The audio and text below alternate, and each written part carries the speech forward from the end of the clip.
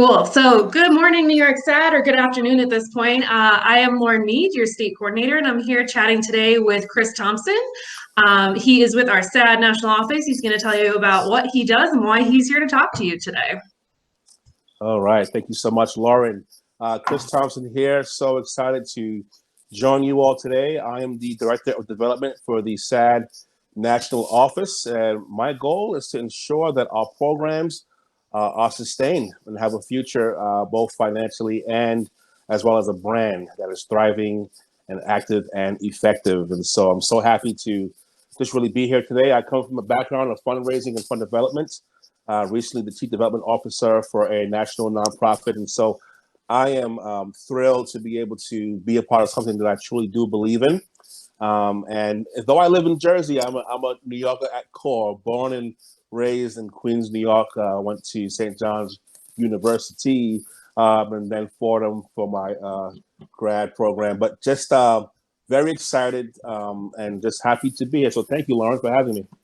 Absolutely. And we are so happy to have you. It's something that we've been talking about a lot in New York since I came on board in October.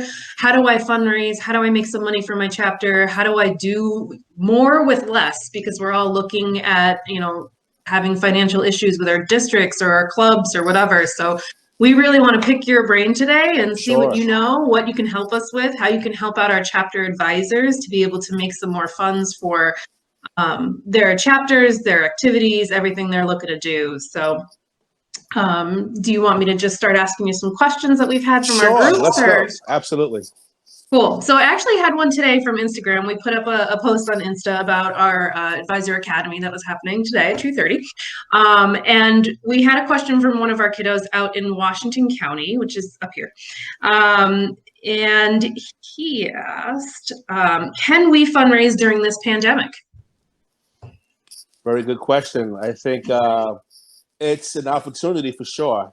There's an old saying that the ancient symbol in the Mandarin language is both for crisis and opportunity. And so there's definitely a way that you can successfully fundraise. I think in this day and age, you have to be strategic. A good donor is the result of LIA, linkage, interest, and ability, right? And so when you have people who are responding very differently to this pandemic, you want to ensure that they still have the ability to support you, but then also their interest and links and likes are, linked back to your cause. And so I think really and truly in this pandemic, what I see happening is the opportunity to build community. This is one of the few times that we can see ourselves as one human race, one culture. And so there is a sense of togetherness. There is a sense of, this one race mindset. And so with that, it's a huge opportunity to build partnerships. It's a huge opportunity to build with other entities who on a normal day wouldn't really align with you.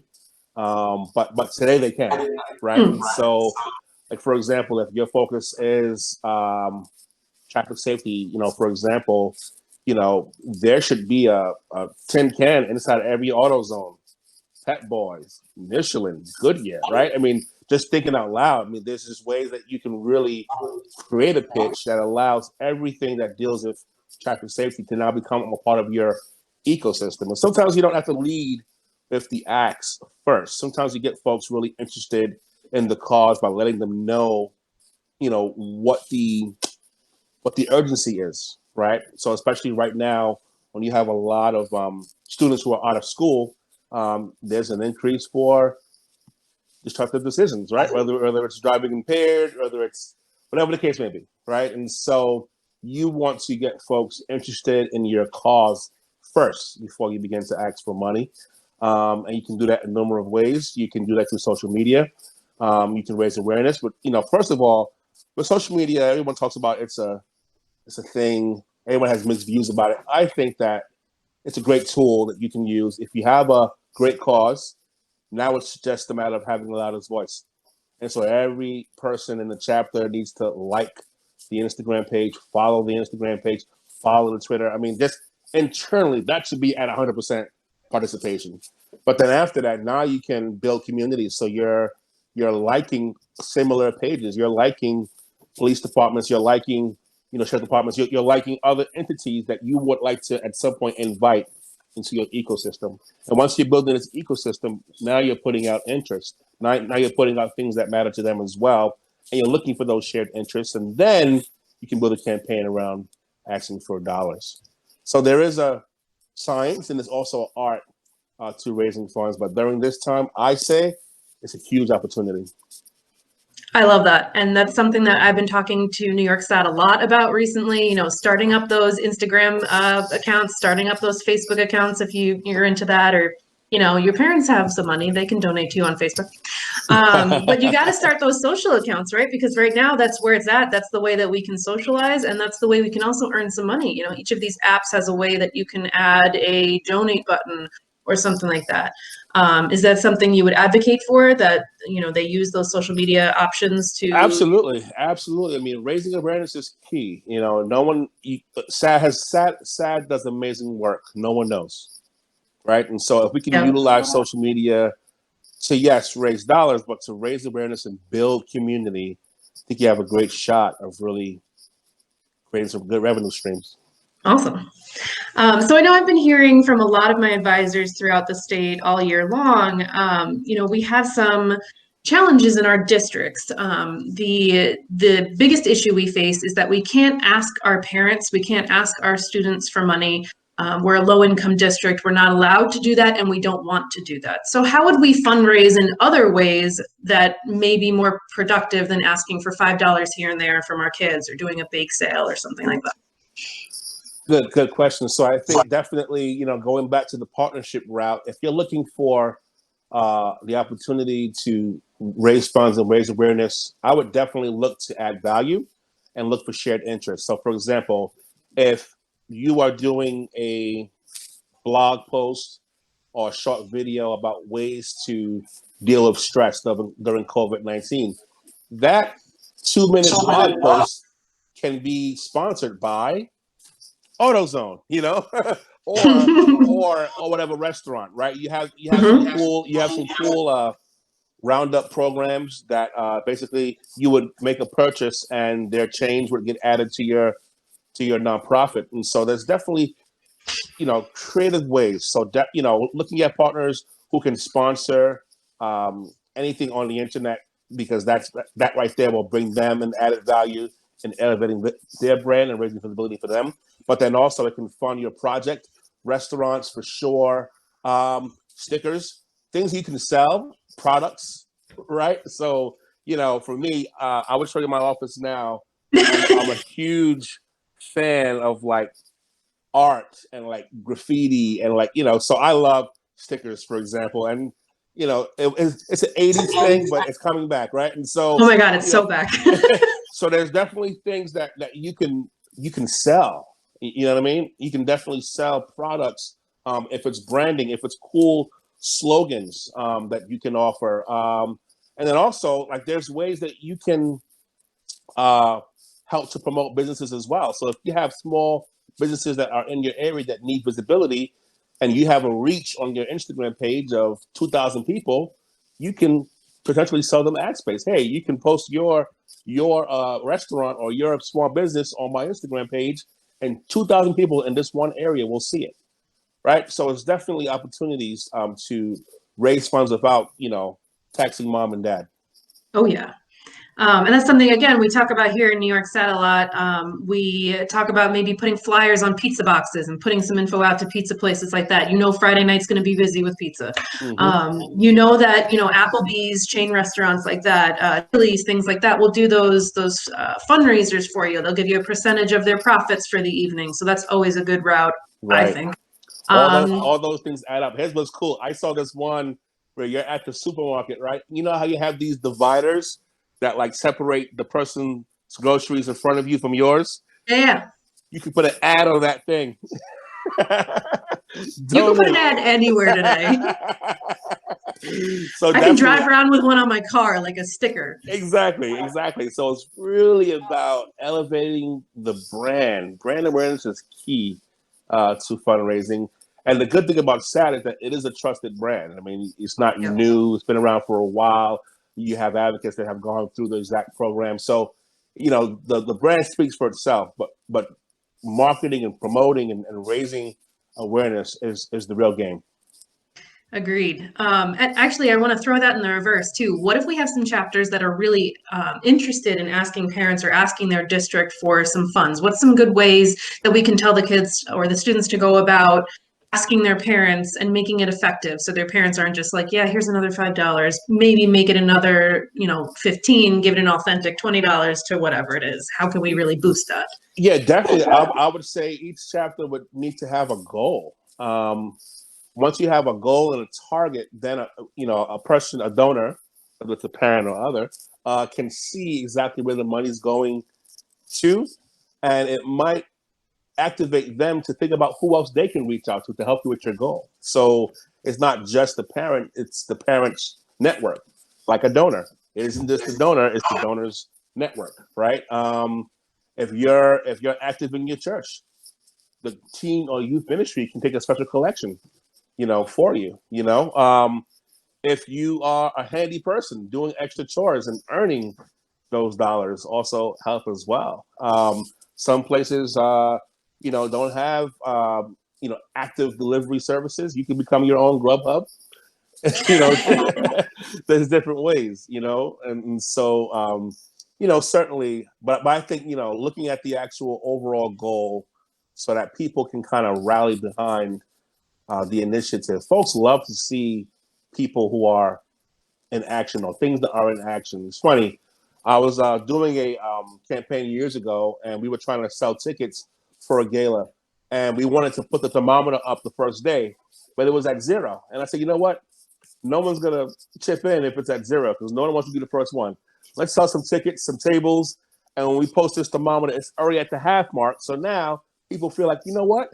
I'm going to help them get to the top. And so people will help you if they see you kind of helping yourself, and so having a goal and making that public and letting folks know that you'll take any kind of assistance to reach this goal will not only get them to give, but to get them thinking about what they can do in their own communities.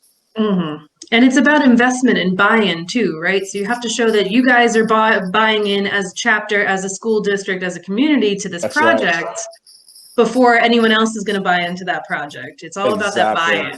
Exactly. And it's a parallel process, right? So it's kind of like a CEO, telling his or her employees to arrive early, and then the CEO walks in, 2 hours late. Yeah, he's the CEO, but you want to be able to say, I'm doing it, so you should do it too, right? So in a nonprofit organization, in a chapter, it's the top down. It's the president, it's the advisors, it's the parents. Everyone is involved. It really allows a movement to grow like a wildfire. Awesome. So while we're on the topic of kind of making those community connections and putting the ask out there, what do you think is an appropriate timeline for people to be reaching out and asking, let's say Applebee's to host an event or some community partner to be donating for them for an event that's happening in May? May's a short turnaround. You're already late. Right? But definitely, I think you want to, you and your team to create some sort of Google spreadsheet that allows you to kind of know what each restaurant or small business takes. Some of them have applications. Some have deadlines that have to be in 2 months ahead of time, or whatever the case may be. So it's really being respectful of what their deadlines are first.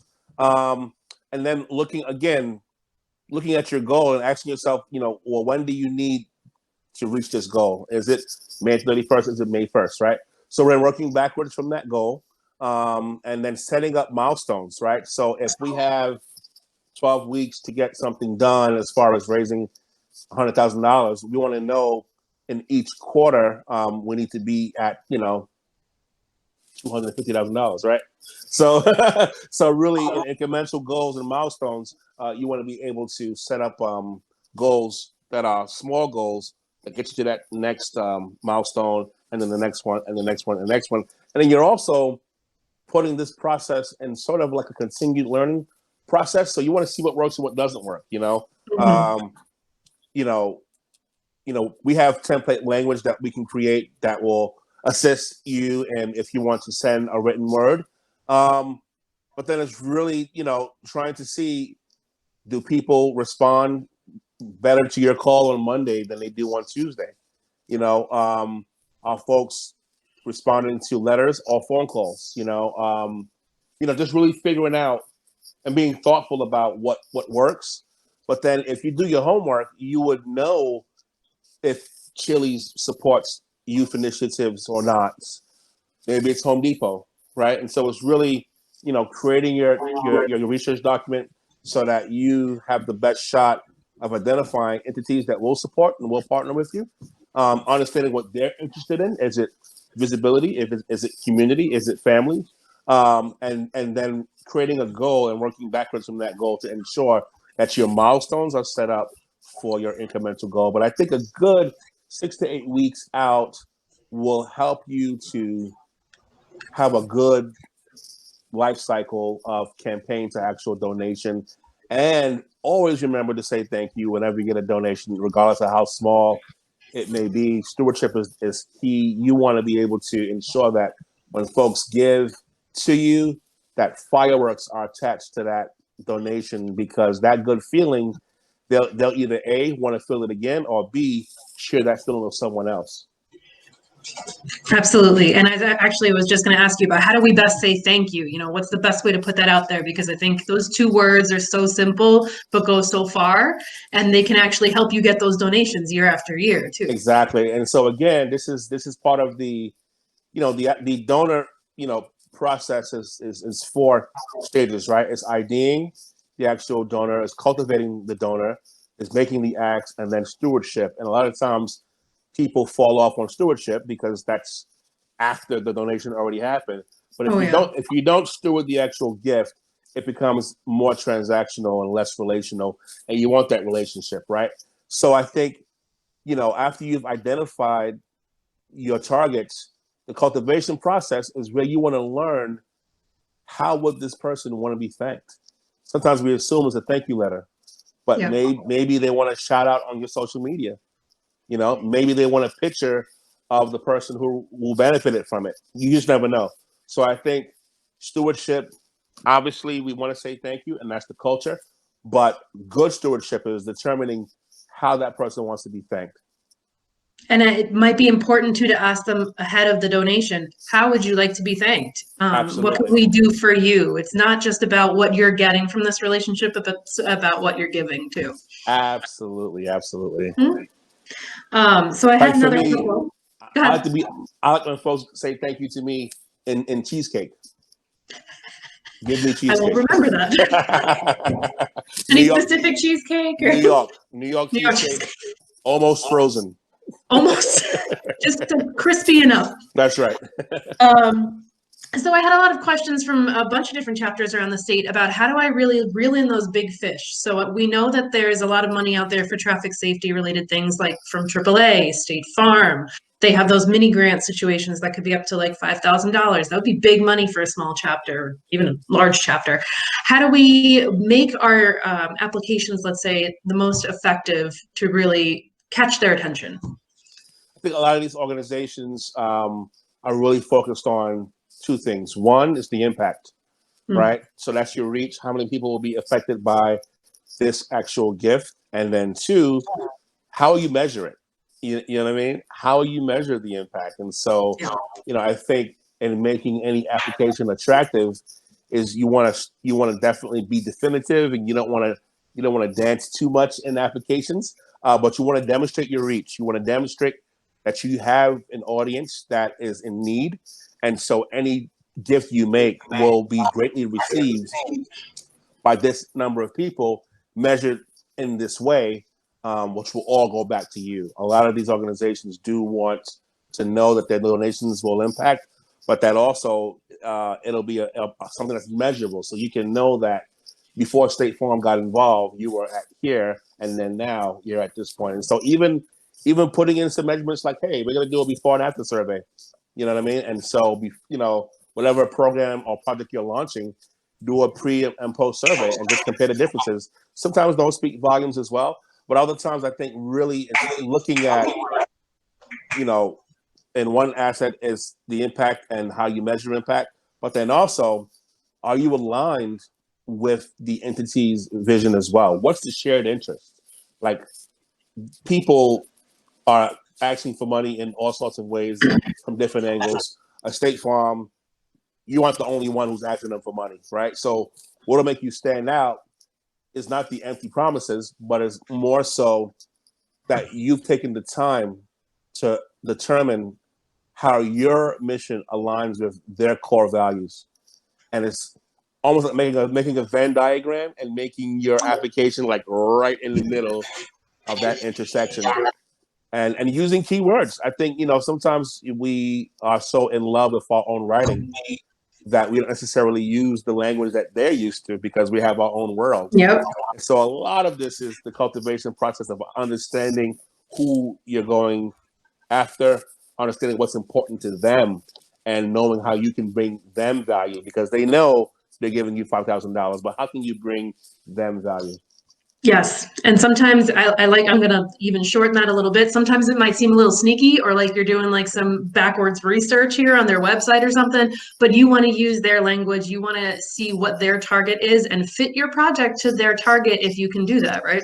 Absolutely. It's no different than going for a job, right? Sometimes you have this blanket resume and it's like, okay, you have this experience, but your experience is in, making cars, and they need a dentist. So how do you mesh the two, Exactly, right? So you got to find maybe a little loophole or something that brings you together, make that Venn diagram. I love that. That's right. A lot of our chapters too have asked us, what if people ask for proof that we're a nonprofit, or if they're going to get a tax deductible form for a donation or something like that. So how does that work?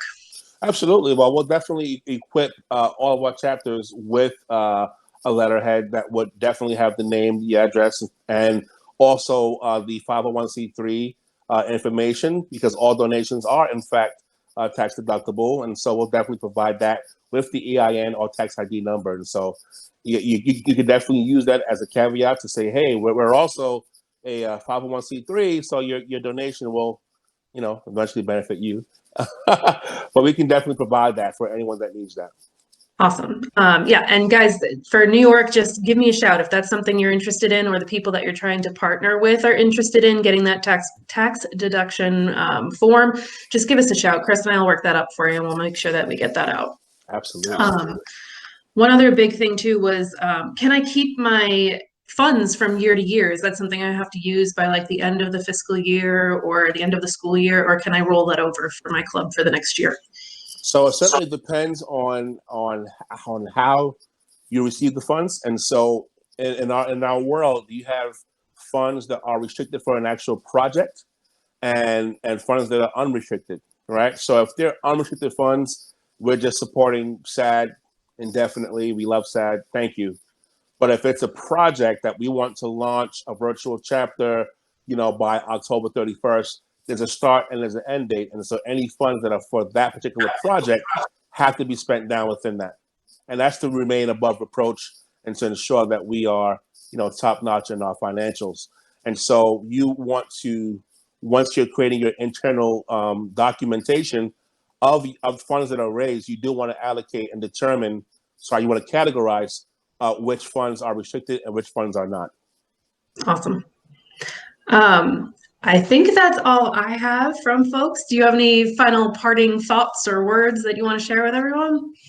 Oh, yeah. I think you put the fun in fundraising. I think it's not it can be nerve-wracking, but really a lot of fundraising is knowing yourself. Once you understand the science, you bring the art, and you know which is the best way to communicate. Bring you into it. Understand that a no is not personal. A no can mean not right now, not that amount, not today, not the right time. But just just have fun with it, and definitely always walk into a situation expecting a yes. Love that. Keep that positivity flowing like we were talking earlier. And then, no doesn't mean no right now. It also means that you could ask and say, hey, can I come back in a couple of months? And would it maybe be a yes then? Or is this a hard no? You can ask additional questions. No is That's not right. just turn around and walk out the door. That's right. And it also doesn't mean you can't keep posting things on social, promoting them, helping to lift them up, because maybe that would be a donation for you in the future if they see that this could be a partnership. Very smart. Cool. Well, Chris, I really, really appreciate it. I know some stuff about fundraising, but you are certainly the guru here for SADD. So New York appreciates your help as we kind of get off the ground with everything going on here in the state, and hopefully, fingers crossed, things with New York kind of calm down a little bit in the COVID situation, and we can move on from here and do some really great fundraising work, get back to our chapters, and make sure we're making that impact. I can't wait. SADD strong. Thank you so much for having me. Absolutely. Anytime, Chris. Thank you so much. All right. Bye-bye.